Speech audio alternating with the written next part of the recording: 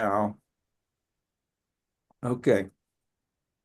Then I think you try now to access it as well, and then it'll prompt me and I have to give you permission.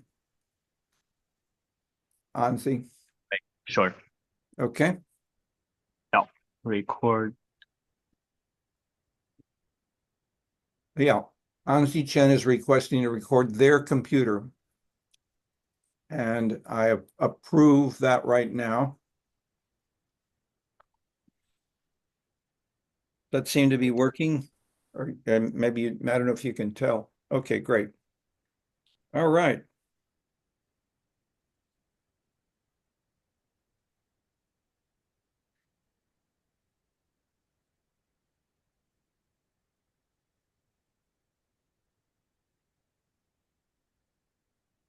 I'm having more to eat because of my nighttime cross-country skiing that I sent you the enthusiasm about.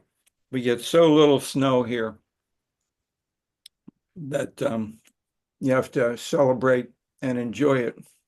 And if you're looking for that in that way after a couple of years, you change your whole view. Because when I first came to Chicago, I thought it was too cold. I was shivering. I had extra thick coats and so forth. Now it's the opposite. So,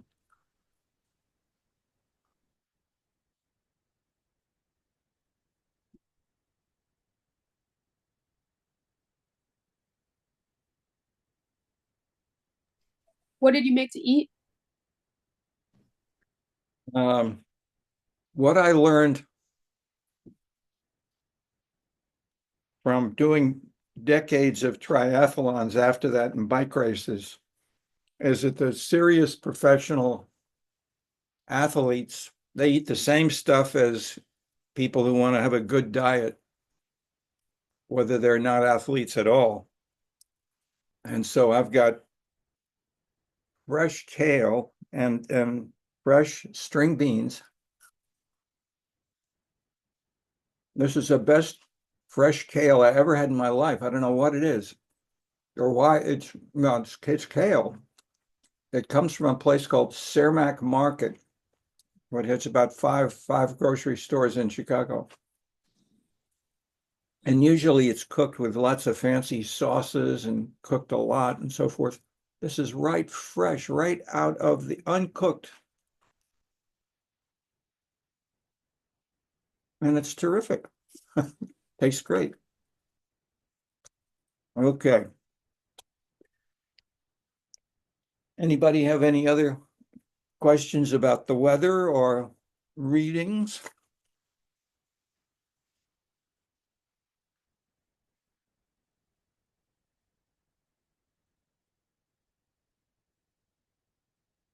We got a good turnout. Let me dig in.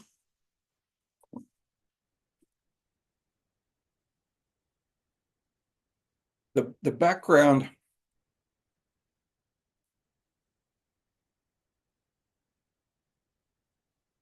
week 7 is called Entrepreneurial Urban Politics. This is a fundamental paradigm change, especially in the late 20th century. What happened? What made this so different from the style of especially urban politics, but also I'm showing the interrelations with national and global politics? Mid to late 19th century, we had the emergence of industry and class politics, closer to what Marx wrote about. Max Weber followed a fair amount of that as well. The workers in the new factories said, we're big enough here together. We see these people. We're hundreds of people working in a big factory. Let's organize. And so initially, they could not have unions. They could not have, there were work rules and so forth. It varies from country to country, year to year, etc. But But the base was seen as the proletariat, working people with their hands in industrial plants and things of that sort. The major book on political sociology by Seymour Martin Lipset called Political Man was widely read all around the world. And this was a neo-Marxist class politics, industrialization driven interpretation. Just seemed obvious to everybody.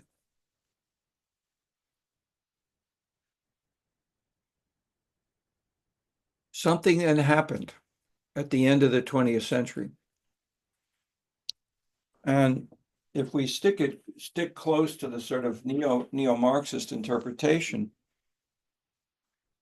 take a look if you've got in our main reading for today. This is, I think this is, we asked you to try to purchase a copy of this book, The New Political Culture. This has around pages 128, 129, 130. We have almost 25 countries around the world, and they generally show the same story. Let me get a little closer for one of these.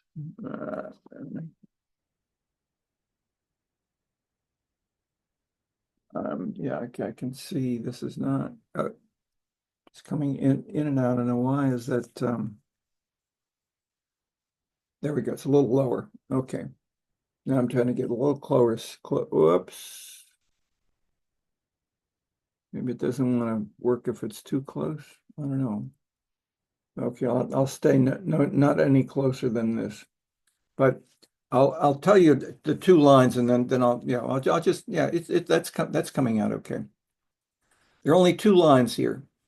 One is manual workers, and what it shows in almost all these countries from roughly the 1950s, depends on the year for the exact date, but it's roughly mid-19th century, 1950, 1955, 1960. We find there's a decline of manual workers as a percent of the labor force all around the world, especially this is more heavily including Western Europe. We later added on more Asia, Latin America, other places.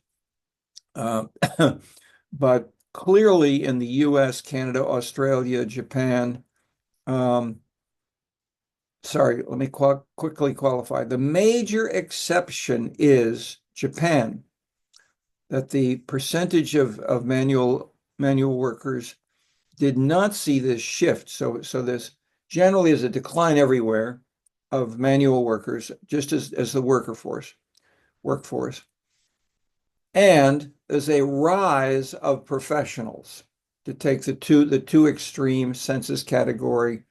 And these are now each individual city, one city at a time, but then we sum these up for all of the cities in the national sample of each of these participating countries. This was then called the Fiscal Austerity and Urban Innovation Project, FAUI.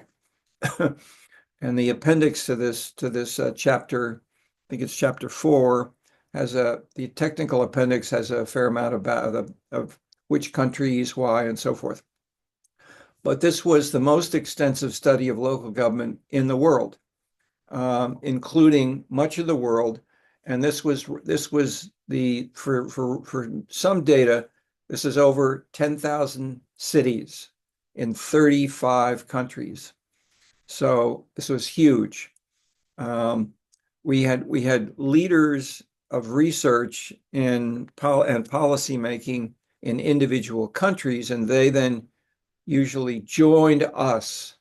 I was sitting in Chicago one day, for instance, in the middle of the summer, no students around. This guy came in with a T-shirt and jeans and came in and said, I'm from Budapest. we'd like to join your project. And I said, well, really, tell me more. How do you know about what project, etc. So people just showed up like that at more often at professional meetings, as we had a lot of professional meetings. Initially, mostly with the West Europeans, then adding on others. But as the word spread, and this became more and more important, and we published, I think 50 books and then hundreds of papers as these results came more generally read and paid attention to and went to professional meetings. We just had more and more countries, more and more people participating. And we had the same thing from conferences of mayors. So the mayors came, the city managers came. They invited us to their meetings of city administrators across Europe and so forth.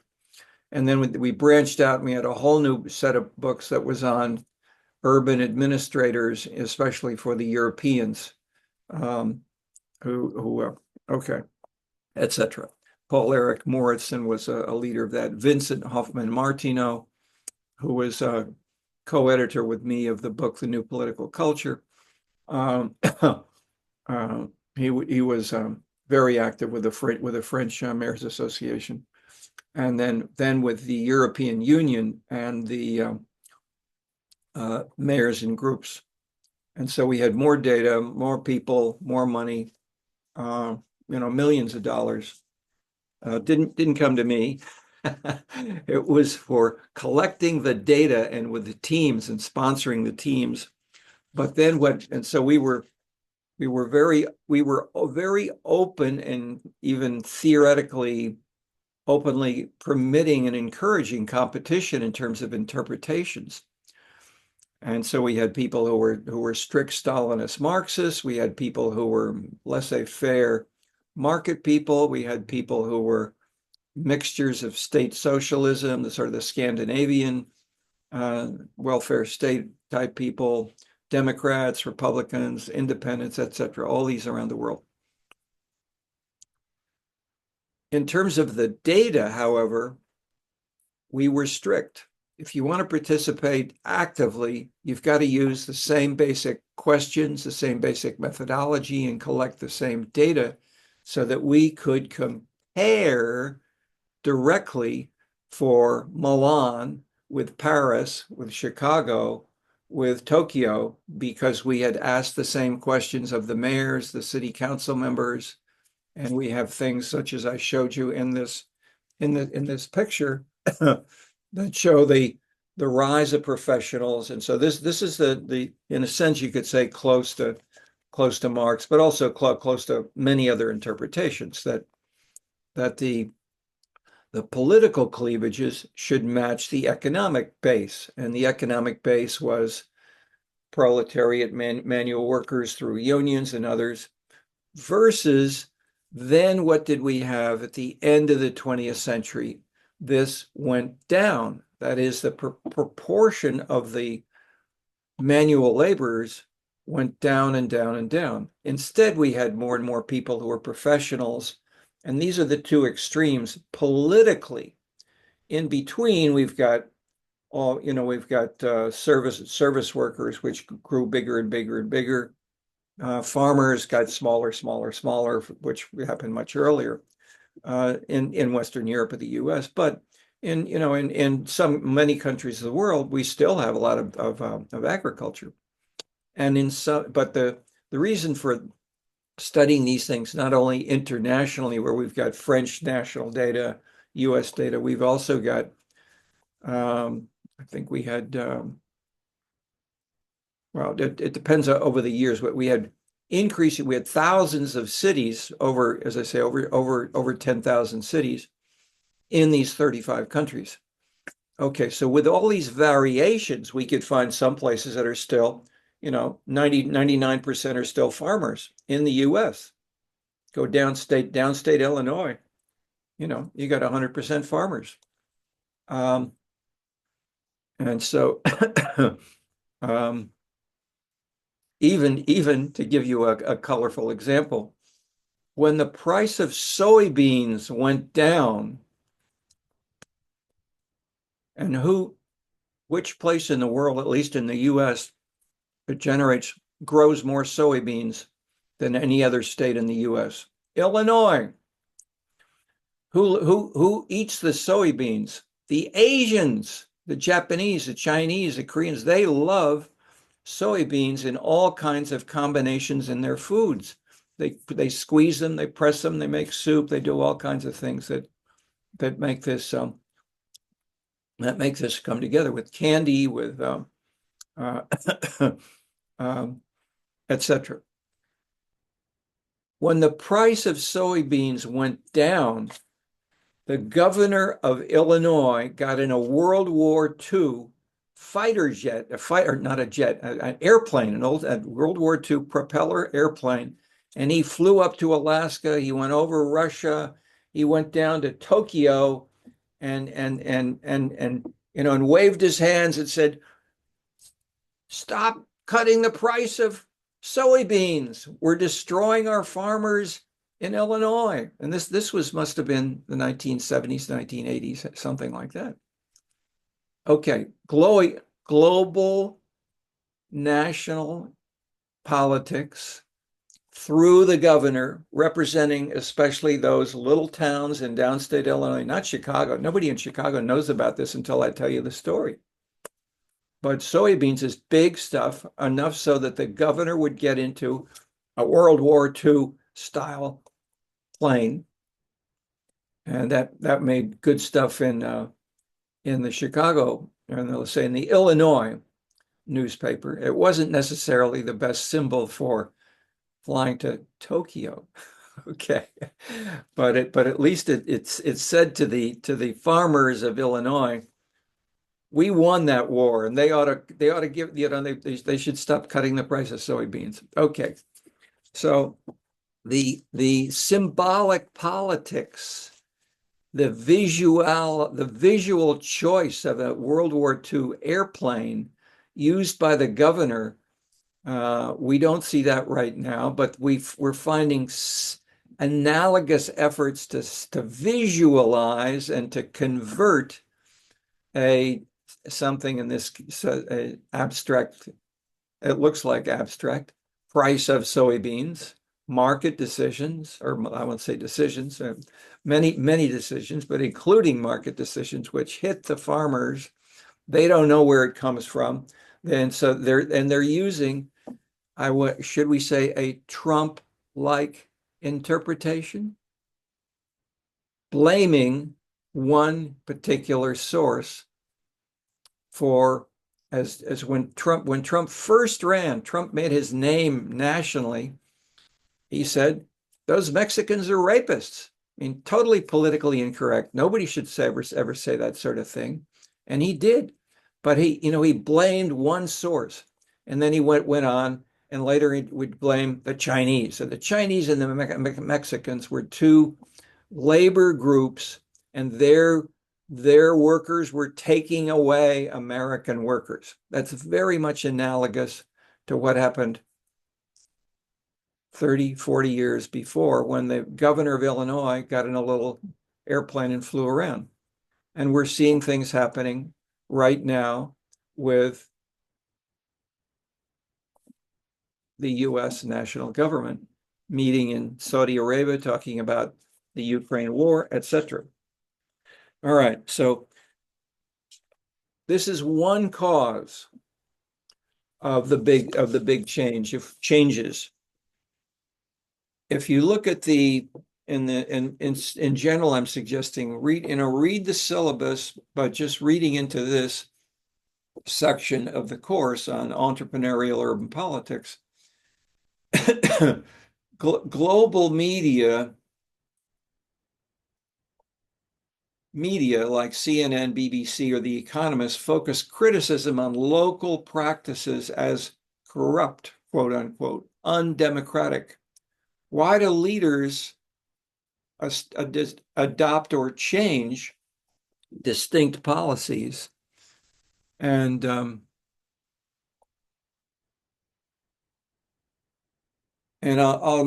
we mentioned here big competing theories. Number one, I'm sort of for fun, Marxist economic base, the proletariat versus others. Second, Paul Peterson and Sasson, this is in the first section on markets. Competition among cities. That is not just that is there's a market not just for pins, as Adam Smith wrote about, but also by mayors and governors. And they can fly around the world and say, here in Mexico City, you're not paying the workers enough, and we want you to join NAFTA. And so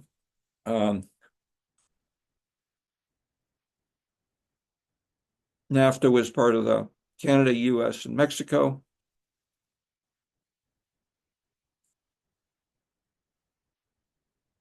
Just a little bit of fish to go with my kale and tomatoes. Okay.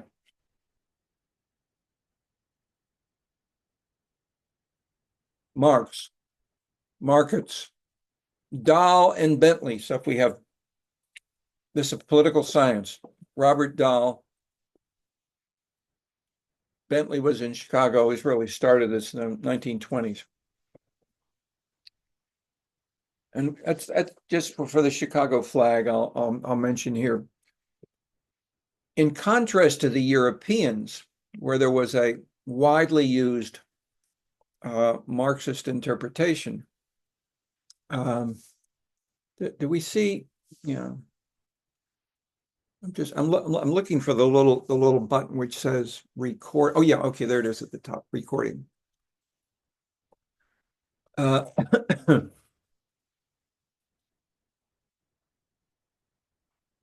The strong Marxist interpretation that dominated neo-Marxist, let's say, but I'm illustrating it through Seymour Martin Lipset, who was Marxist himself in the 30s and then mollified, but redefined Marx, used Marx to redefine these things. But most people outside Manhattan were not so much Marxist. And this social science division here at the University of Chicago was the leading social science university through the 20th century, essentially. Economics, political science, sociology, anthropology. The political science I'm mentioning here is Bentley. And as he looked out at the window and talked to people, and the sociologists looked around at later on, who looked at machine politics and so forth, they did not see proletarians. They saw Poles, Irish, Italians, Blacks, Mexicans. This was the source of what was called group pressure or group politics, the group interpretation, which was the dominant political science interpretation through the 20th century, basically early 20th century up to the let's say, I mean that's controversial, let's say 70s or 80s.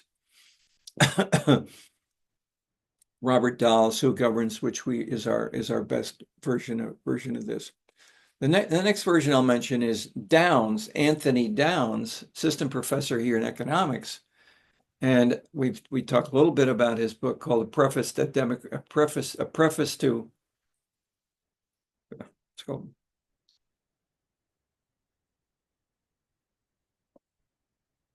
I'm talking on Downs' book title. Okay.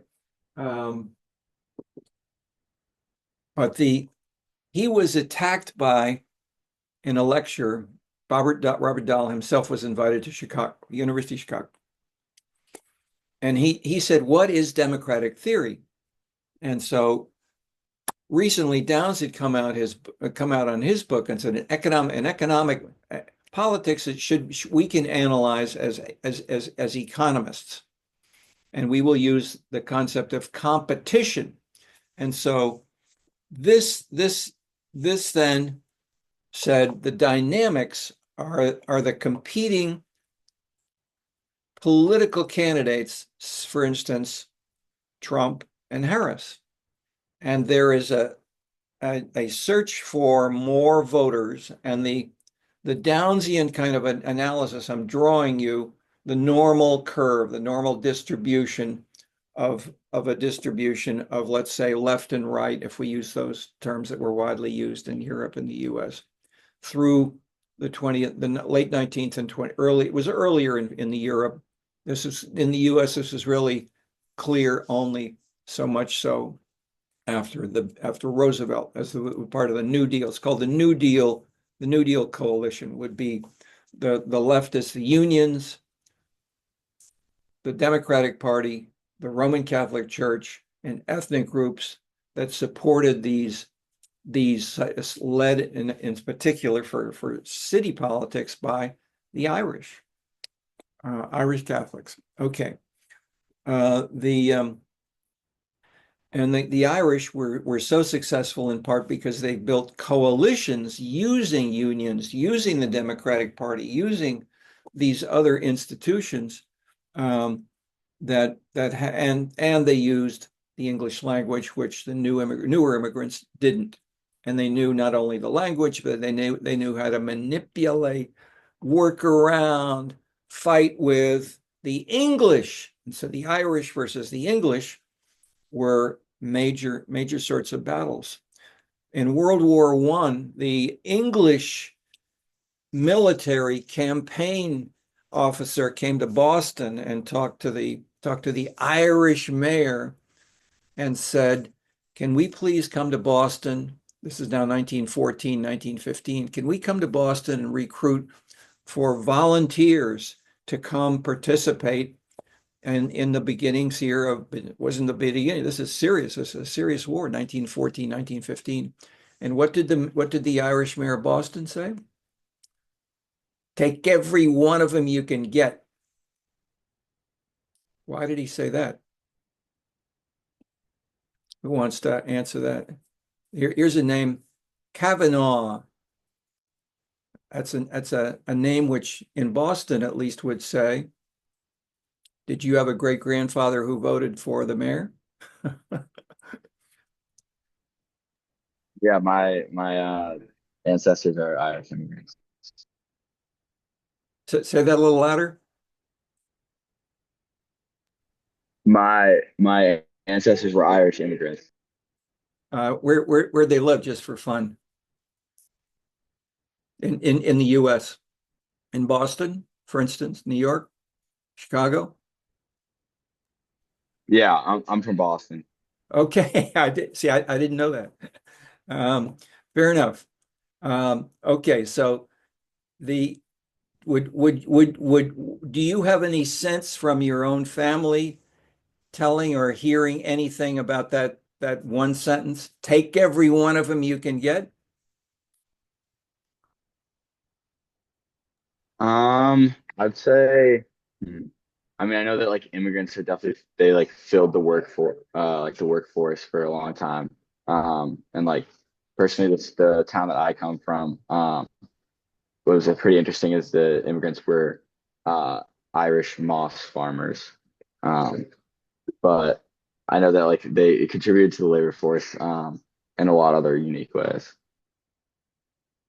And as the proportion of that is Boston and New York and let's say in 1820 when Tocqueville was there weren't any Irish, or there were very, very few. There was a potato famine in Ireland, and there was a massive migration, and then it went further after that. Let's say 1870, 1880, 1890, and so after that, the proportion of Irish and other Catholics voters, and in the case of Boston, is a nice, fairly simple, clear ethnic politics case, led by the Irish, joined with the Italians fighting against the English immigrants, and then later on African Americans. I mean, those four are still important today. More recently, it's changed a bit, but basically that's the simple Boston ethnic politics story. Chicago, for instance, is very different. The numbers of major ethnic groups that are politically important are huge. I mean, at least a dozen that are major, and they can have caucuses in the Chicago City Council. In that sense, there's not one group that is to see the enemy and to take every one of them you can get. The enemy was not the Germans. The enemy was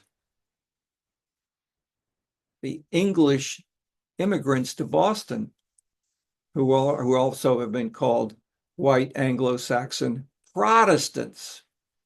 Okay, so the ethnic politics themes were clear and visible and simple and this was roughly similar, although not as sharp, in New York, New Haven, Providence, that is the northwestern, northeastern large, and then of course smaller cities.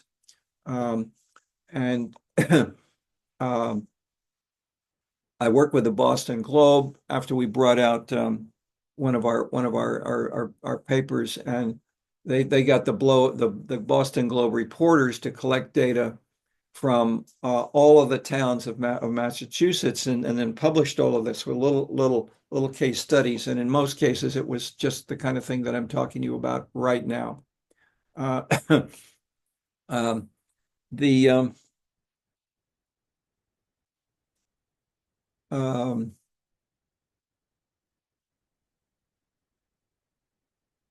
The front page of the Boston Globe, when we had our report, simplified, and their headline was Irish ethnic linked to fiscal chaos.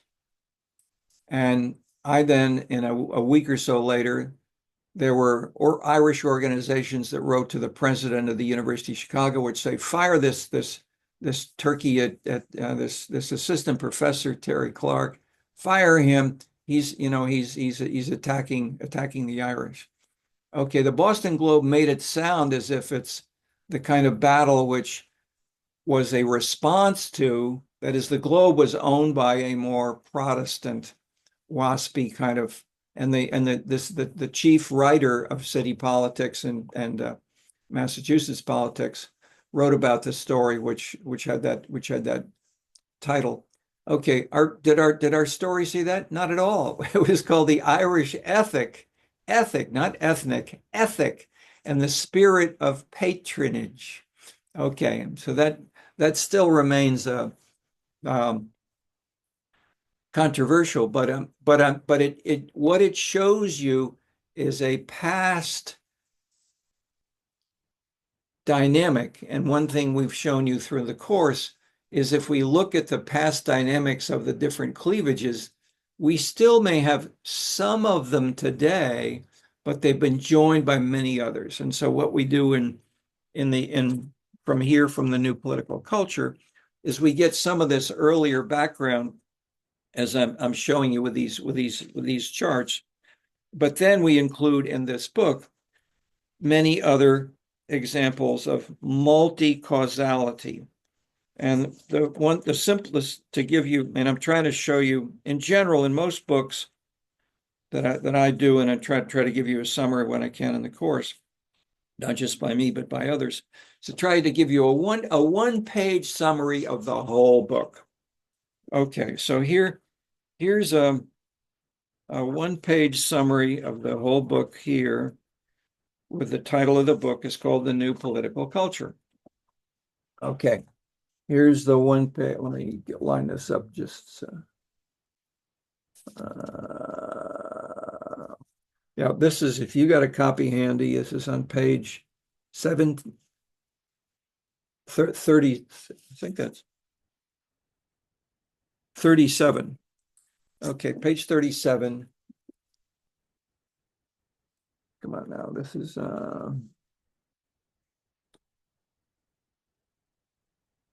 am I doing wrong here? I got four computers here. There we go. I moved that. Yeah, there we go. Oh, there we go. So if I, oh.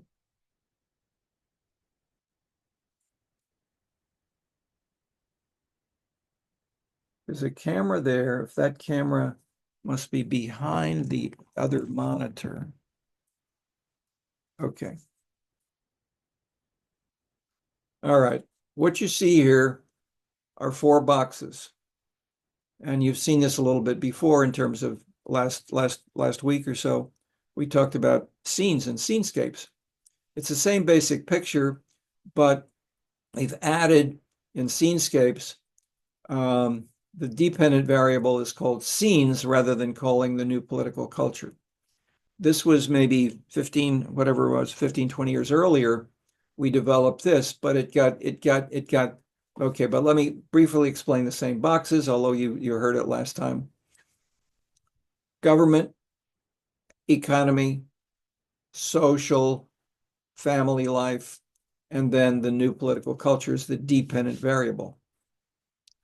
And then we added as a, okay, we did put it into a separate box in scenescapes. Is below here we added culture, and so culture is here, but it's not so visibly featured as a separate box. Okay. The point of this is simply no one factor drives everything. Within each of these boxes, there are other interesting dynamics with variables associated with one another within a box. So a major one is something like individualism. There's a rise of market individualism, of entrepreneurial small firms. And then we can look at the decline of agriculture and the rise of the decline of agriculture and manufacturing, joined with the rise of high-tech information workplace, and then later on scenes. Okay, so that's one box summarizing the some causes, important causes of market individualism in the first box. And this is what we're talking about this week, entrepreneurial urban politics. And I just mentioned the dynamics of one box, but we have in this book, The New Political Culture, we've got multiple regressions. So this is the conceptual background. The what we can call the operational version of this is on page 96, and it looks like this. And what it shows you here is what's called a path diagram, and it captures the degree to which you don't need to see or be able to read all of the lines, but the big point of this is that we've got big boxes, and we then have arrows, and we have the names of variables that are actual measures that we have included from the census, from the survey of mayors, from the percent blue collar, the percent of people who are on voting for more left parties. And these are then variables in this figure, which are mostly global. That is global in the sense of 35 countries, or up to 35. And here we didn't have all the 35 for the book, but later on we got to 35. But these then permit us to test multiple ways of doing these how strong are these relationships. We can try to look at one city in a case study. And so what we'll talk about on Wednesday will be more Chicago as one case.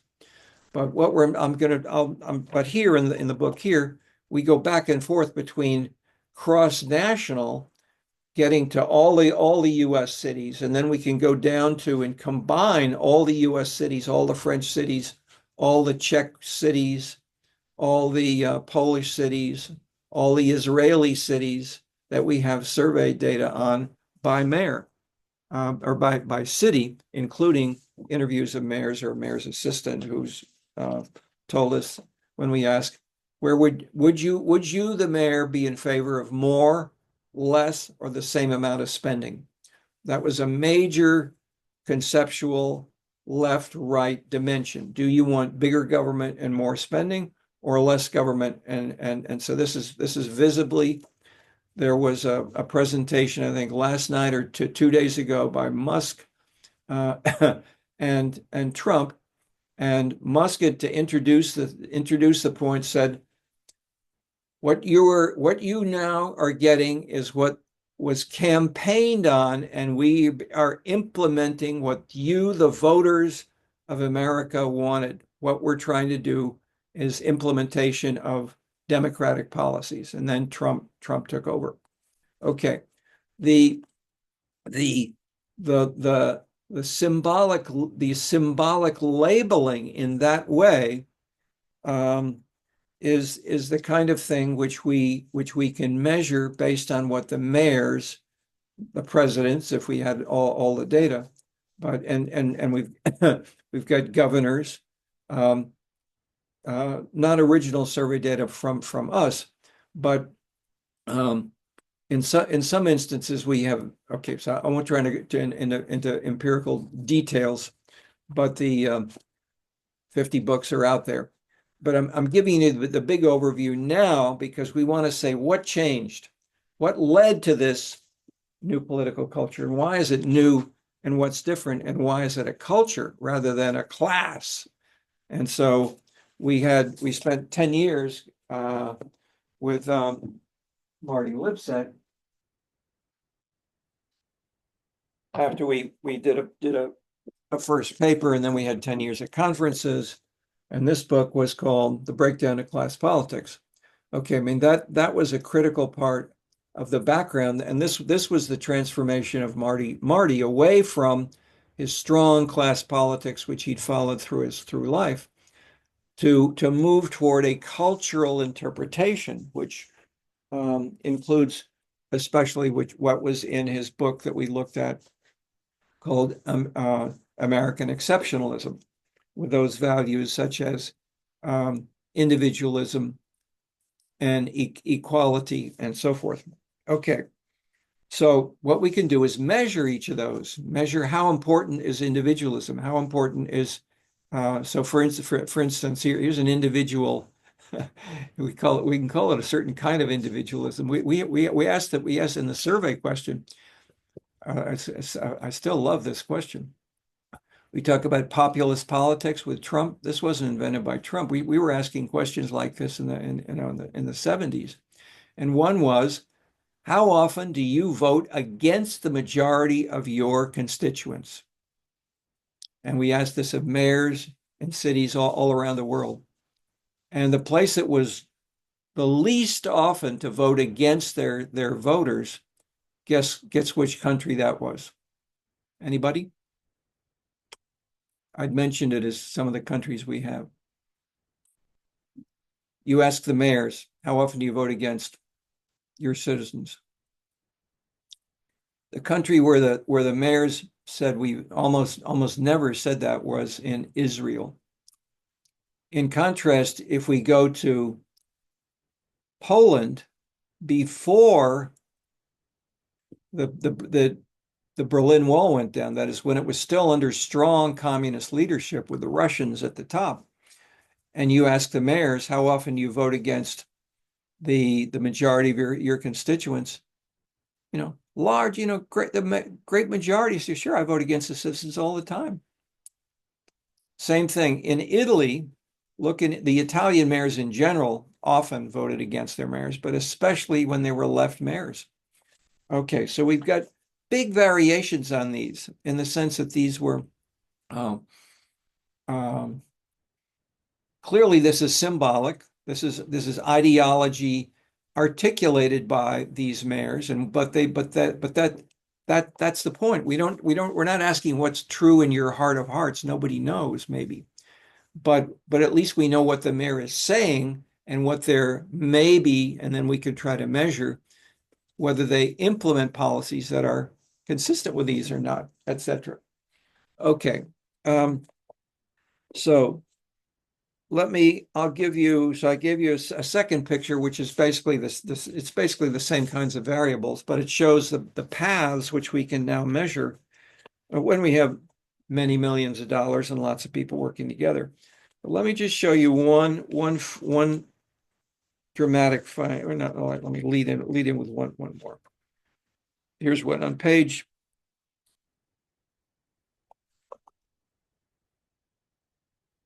112. Page 112. This is how important are the political parties. Let me get the measure for you here.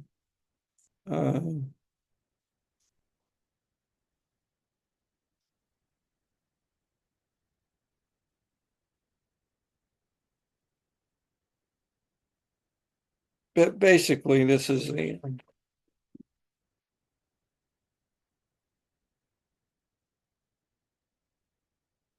it's a little tricky to get the operational measure, but the simple point is, have we got really strong parties or weak parties? And the strong parties are Western Europe, all over Western Europe, including Japan. Whereas the countries with where the mayors and the cities say how important are where I told you the fiscal measure we asked in the survey. We also asked the council members and the mayor, how important are each of the following organizations in I think the question was about affecting the budget of your city. So this is, fiscal policy, drivers. What are the drivers are really affecting, which lobbied, who pressed for different kinds of policies? Unions, churches, neighborhood groups, business, media, all these were on the list. Okay, the answers to political parties were dominant in Western Europe. And these three countries on the other side are Australia, Canada, and the US. Weak parties. Canada is the most dramatic. They have, you go to Montreal, Toronto, they don't have any names that are, I won't say not that, I won't overstate that, but that their individual cities have very different names of parties that are quasi unique to that individual city. We have Democratic and Republican mayors, but I've whispered this a little. I'll say it again because this is big stuff. If you're in Washington, D.C., it seems as if Democratic and Republican means different. Okay, this is all the media talk about. How many, the proportion of the votes in the Senate versus the U.S. Congress.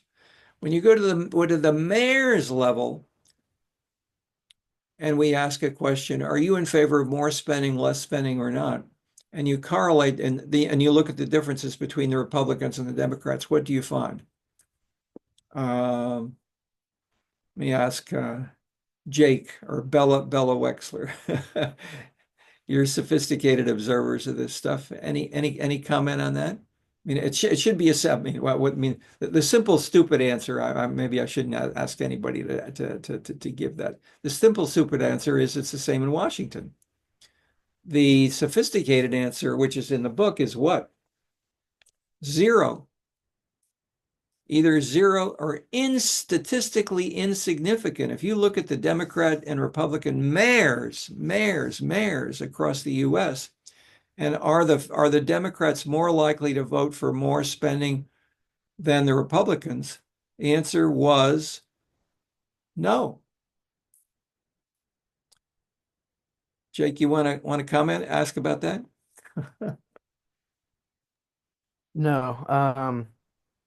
Yeah, no, I don't. No, and when we first found that, we couldn't believe it ourselves. I mean, the media, New York Times, Washington Post, Wall Street Journal, LA Times, they all say the same kind of thing. National politics is local politics. Then one thing, and this is what we're building on, what changed that this really made a difference? And so the background, I could hold up a copy as a city money, was really the taxpayers revolt, really made this very, very visible. And several of you are from California. Proposition 13, 1978.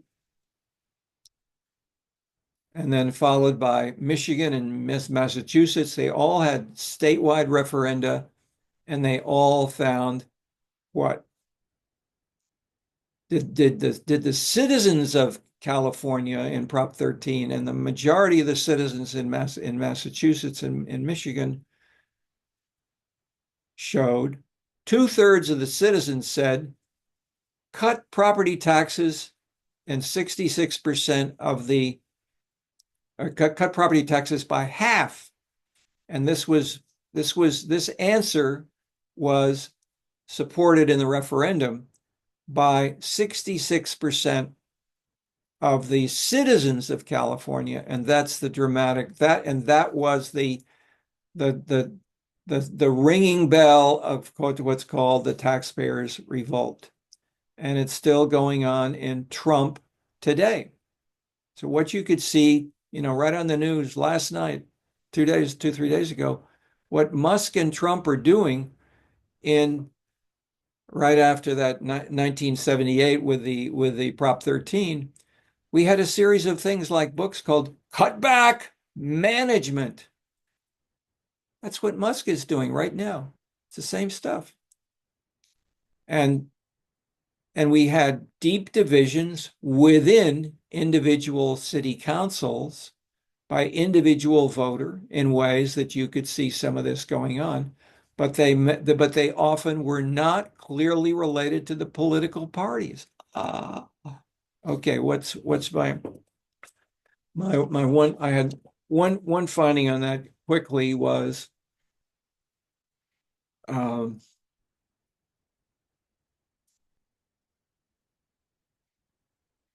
many of the books by historians, by journalists, then and coming up to present, still say, what's the source of the taxpayers revolt globally? And the most common answer is Ronald Reagan and Margaret Thatcher. These Republican traditional conservatives imposed this on the citizens. What we showed earlier on, just hold it up where the actual data were here.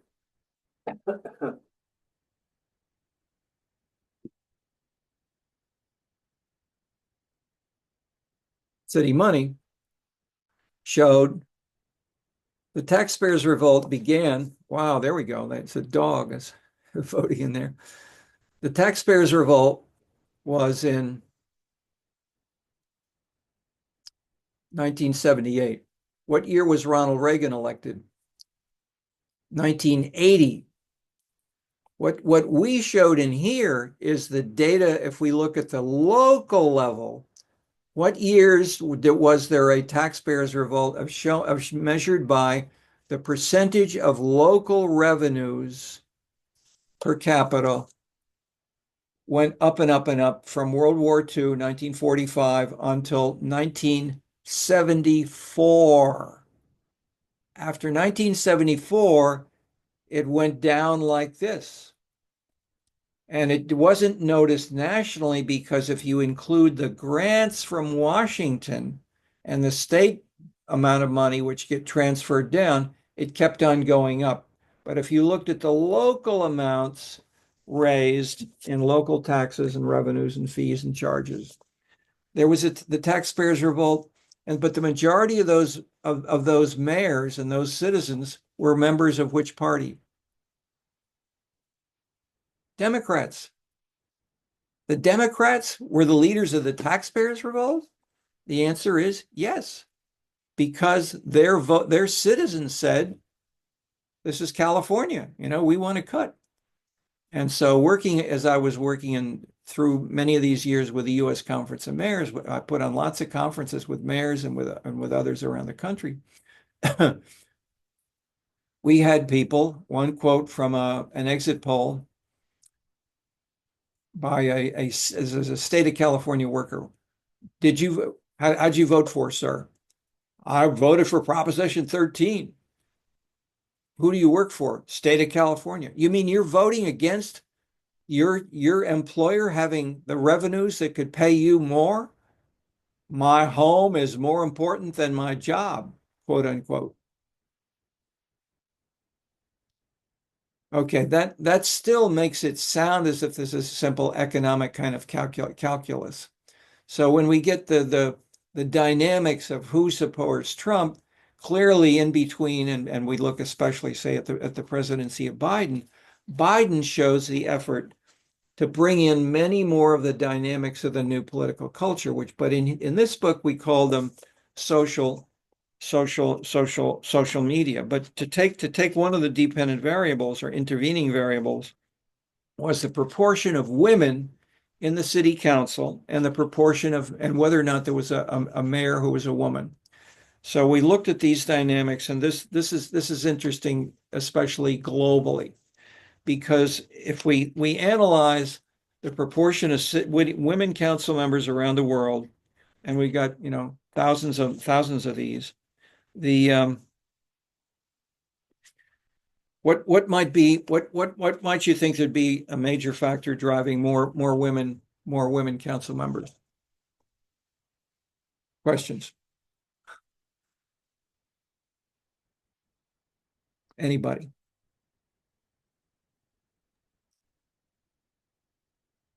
I think Education. I think you're asking whether there's more representation by women in the government, correct?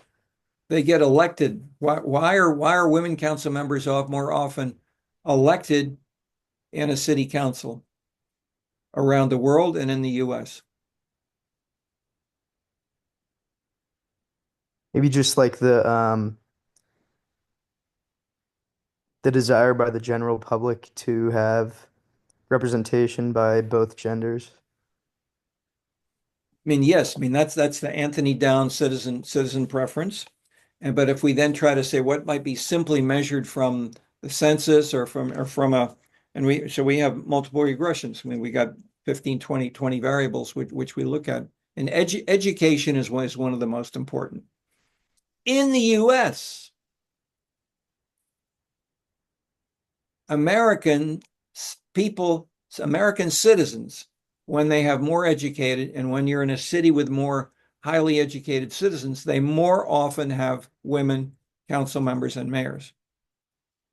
When instead you go to Poland or Italy or later on parts of Britain,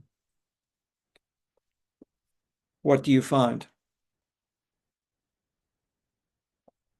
This is on page 157. Female mayor and percent women council members. And it shows the importance with the relationship with education, adjusting for, I don't show all the other variables, but this is a regression coefficient. This is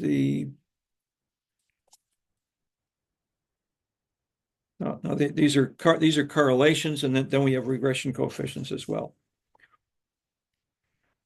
But we get the simple story. I mean, even if it comes out that way, here, Britain, Poland,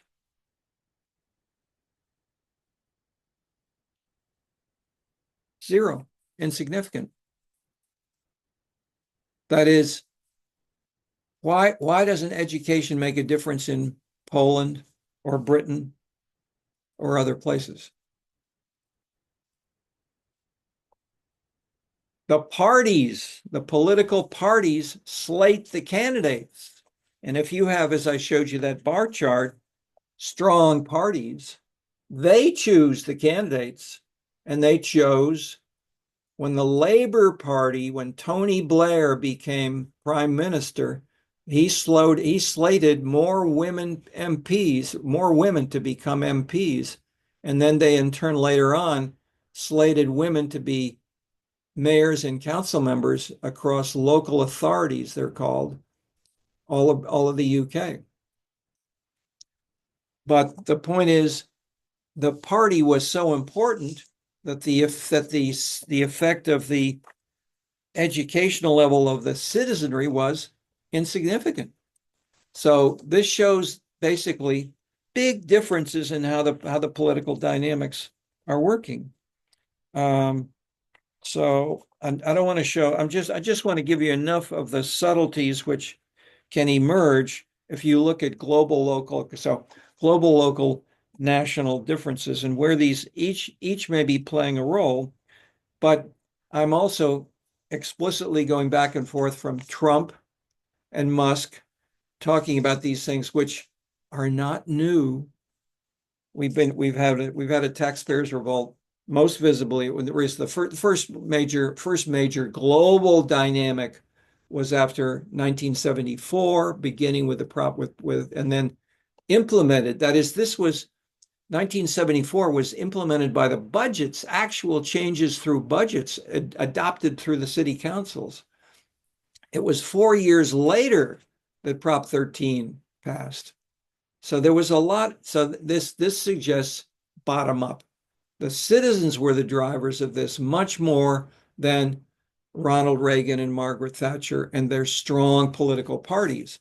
Although within England, these parties were clearly much more important. And as we showed you in France and in Italy in those years, the 70s parties were everybody said, oh, party explains everything, but not quite. So if we looked at, that is to try to measure that, how important, how much does it explain everything? The picture here for you.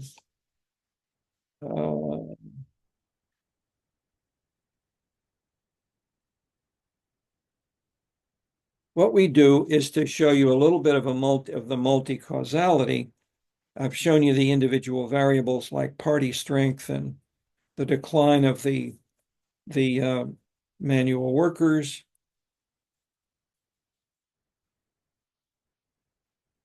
Where is this one here?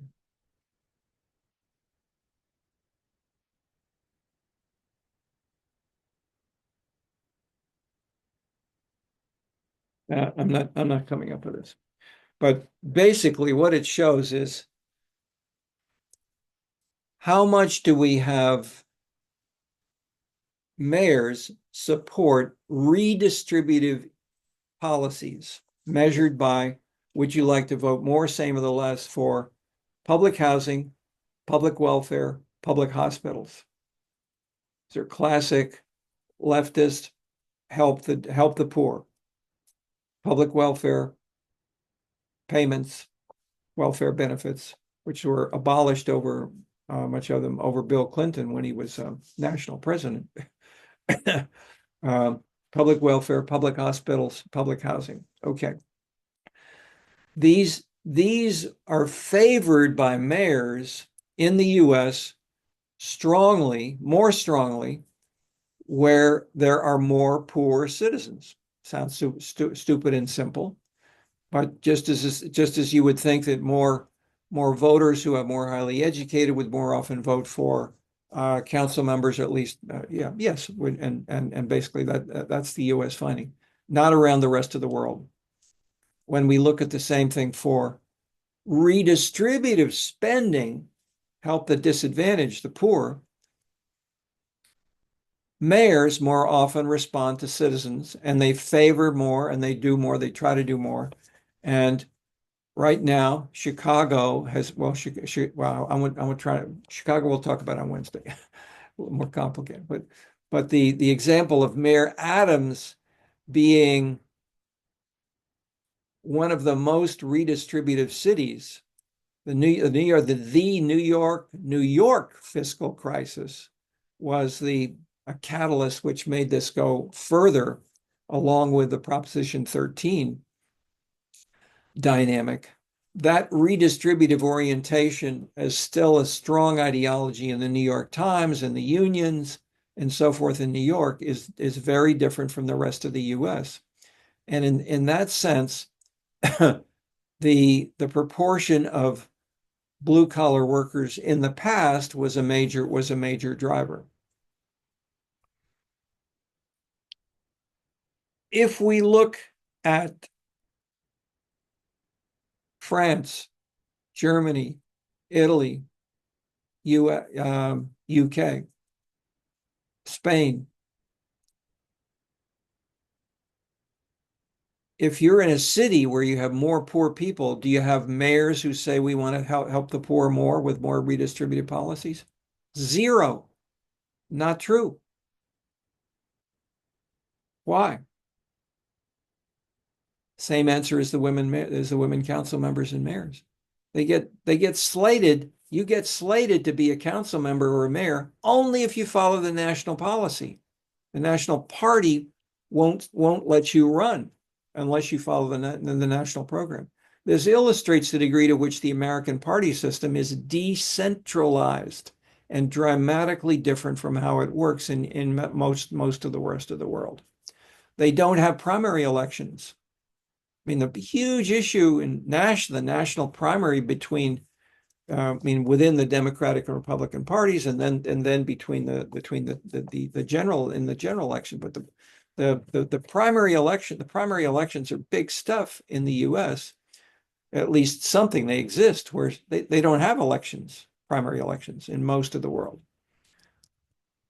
Taiwan and Mexico were the two other countries that did, and then gradually others have. Okay.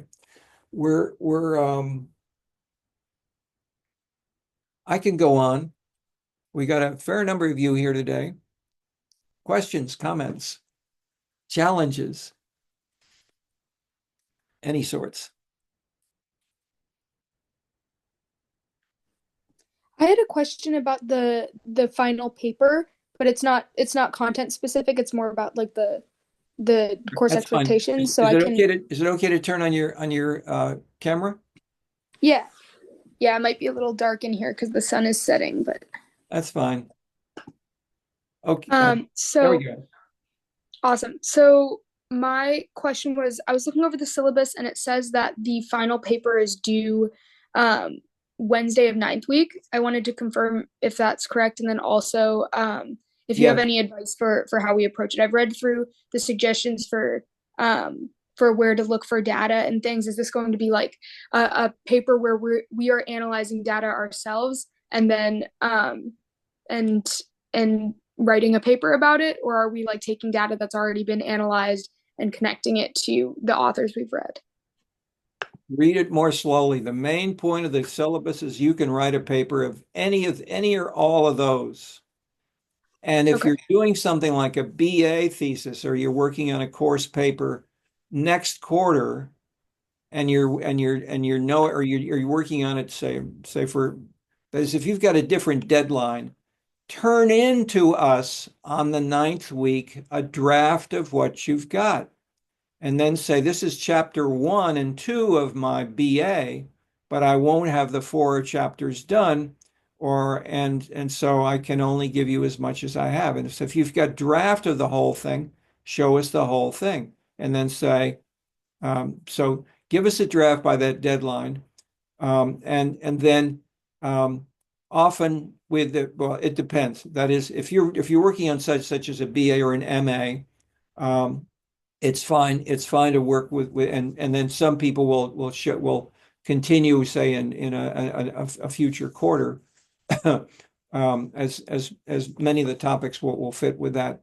In terms of the data, in terms of the analysis, for instance, you may want to interview 5 people and use your iPhone, people who live in your dormitory, and just ask them, who do are you in favor of more spending or not? Are you in favor of women council members or not? Are you in favor of women for the U.S. Congress and et cetera, or not? Human rights, et cetera. And how does that relate to this? Someone else may say, I want to use the national data from the Gallup polls for the U.S. nationally. And someone else will say, I'd like to do that for Spain and Morocco. The 3 of you can do a paper together. And then say, let's talk about hypotheses. And why is it different in Morocco, or why is it different in Spain, and why is it different in the US? That would be great. We've had some great things that way. And then Just you a can quick say follow-up. we can say this is co-authored by 3 of us, and you could have sections with chapter 1, 2, and 3 by totally different co-authors, or you can say we all 3 are co-signing, and then one, but tell us who did what, and you can each get grades appropriately, and you can all get straight A's. But on the other hand, the majority of the students in general in these is just taking they're taking the 2 exams, and you're in the college, you're required to take the 2 exams just the same. And so if you're doing the paper is really extra credit, but if you're doing it as a course requirement, it improves any more work you do will only improve your grade. We don't just take an average where if you do a bad paper, we'll lower your 2 exam grades. You'll only get a better grade for the whole course based on doing more work. And Gotcha. So if we're undergraduate students, though, the baseline requirement is taking the midterm exam and the final exam? Yes. Okay. Awesome. Thank you so much. Okay. And that's the Sorry, I had a content related question too. Yeah. But I thought someone else had a paper question. But if not, yeah, I don't know. Kumar, Neha? you came on. Do you have a follow-up question to that on No, my question was just answered. I was just asking because I'm an undergraduate student in the college and I'm not working on a BA or an MA. So does that mean I don't have to write the paper? Correct. Okay, thank you. So my content question was, as you were talking about the women council members and mayors, I was thinking about a paper that Chris Berry wrote. He's one of the professors, and he taught politics and policy. And I know him well. Yeah, I know him well. Okay. Go ahead. He wrote a paper about he may have co-written it as well, about why women candidates tend to be more qualified. Women candidates that win election tend to be more qualified than their male counterparts. And he did all sorts of analysis, and he compared it to I think it was some athlete who showed a similar trend between different races, where like if a group is subjugated in some ways in society, then in order to attain the same level of career or whatever, they tend to have to overexert above their competitors. So I wanted to know if like that factor played any role, or if anything you measured, I guess could even attest to that role in your analyses. There are lots of sophisticated, interesting things you can do. I taught a workshop a year or 2 ago with 14 students. There were 5 women who all wrote about women, and they had 5 totally different stories, totally different, and they're all right. They were all excellent.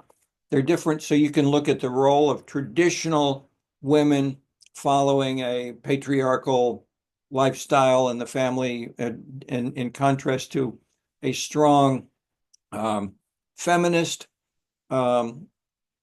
compared to many other different kinds of dynamics, and probably they're all going on simultaneously. That's the reason that life is so complicated. But two very different interpretations of the finding you just reported from Chris Berry. I wanted to see where some of these dynamics were going on. So I went to UCLA, and I taught at UCLA. I trained for the marathon. I went to lots and lots of meetings of local officials in California, especially Southern California. And I said, there the 3 books on California urban politics, which stress the degree to which in the 60s and 70s, local businesses business and professional lawyers were frequently the dominant players in the city council and the mayors. Now we see lots more women. Why? So I asked, I mean, I took that same finding basically that you're citing here. The question is why? And what do you think people told me again and again and again?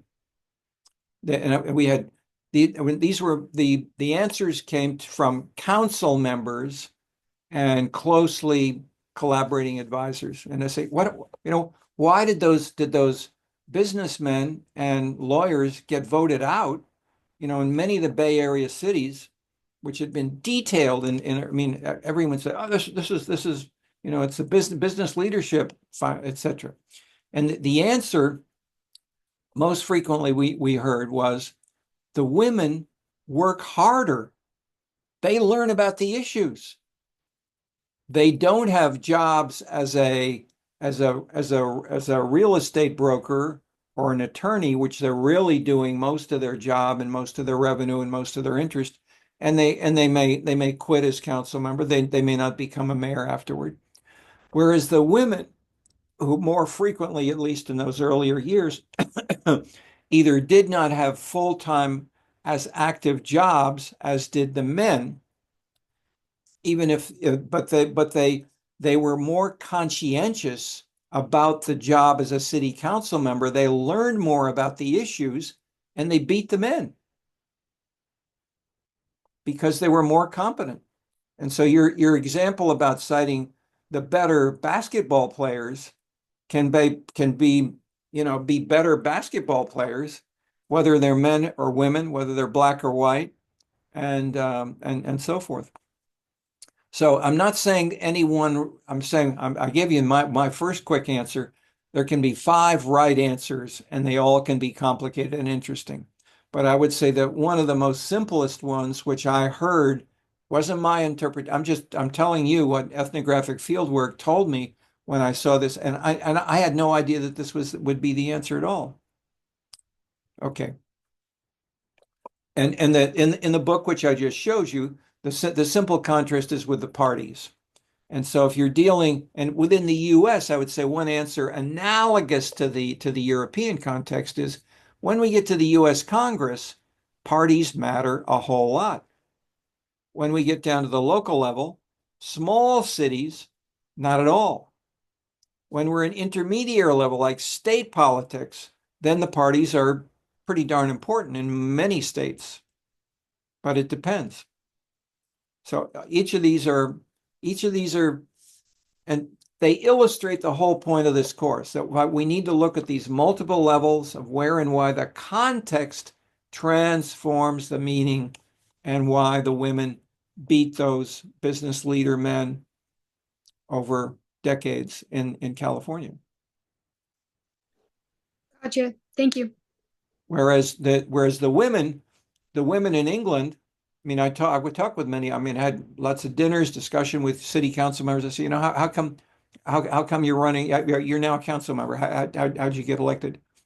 The party whip chose me. The whip. That's their title. And they also say, you'd better follow the party program, and you'd better not. And we're in an area with lots of blue collar workers. They may want more of this. Don't vote for that. Follow the national parties. Tony Blair, Bill Clinton, they voted against blue collar workers and hated by the blue collar workers. Okay. Interesting dynamics. Who else has a comment? Question? I was just wondering like why you think that is, as far as like the parties or the national parties having more power to control what their representatives do at the local level in Europe versus in the United States. Like, does that connect to the idea of like American exceptionalism and we're more about liberty and individualism, and that's why at the local level politicians are more representative, or why do you think that might be? Yes, and 10 other things. I mean, the answers are, there are lots of different things which are going on. And so I would say in general, if we take the best things which are most readily and most widely discussed and measured in the data that we have, we're explaining maybe 15%, and about 85% is unexplained, which is not to say that it's noise, but that it often may be city specific or council member specific. So you can try to see by talking to, so that's why I'm saying, if you want to do a paper where one person may interview 5 people, you can learn from those 5 people or from one person. An in-depth discussion with one smart council member can teach you a whole lot of things about, especially if it's a city council member in like Chicago. So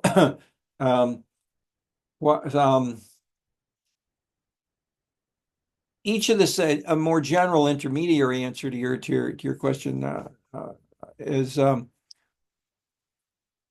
each section of the course shows how a big set of factors play an important role, from markets to political culture to the new social movements to the parties to entrepreneurial mayors. And I'm using entrepreneurial mayors as well as not just mayors, because there are national leaders like Bill Clinton and Tony Blair who I interviewed and I saw these counterparts 20 years before they ran, before Bill Clinton and Tony Blair. We saw mayors, and so that's that. And so when I'd go to Washington, I was lobbying with the Conference of Mayors. I'd meet with a bunch of national policymakers, pollsters. Ronald Reagan's pollster was sitting there, and he would say, "I do this, I do that." We tell him, "Shut up! Don't talk about your social issues on school prayer. You drive the voters away. Just talk about taxes. You're in favor of low taxes." Ronald Reagan, and he did. So they did surveys every day. So there's a lot of data out there, but the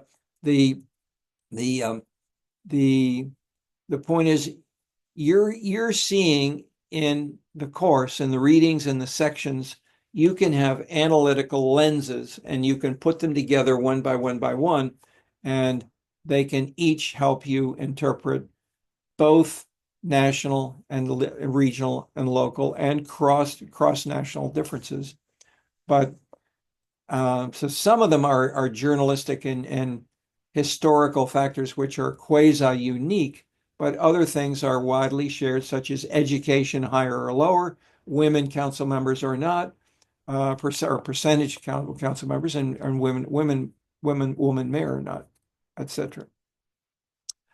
Thank you, folks. Class is over. We'll continue on with the Chicago case, especially, but we'll continue with some of the more general. But take a look and see how some of this works out with Tony Preckwinkle, our former alderman, and who's president of the Cook County Board, major player, and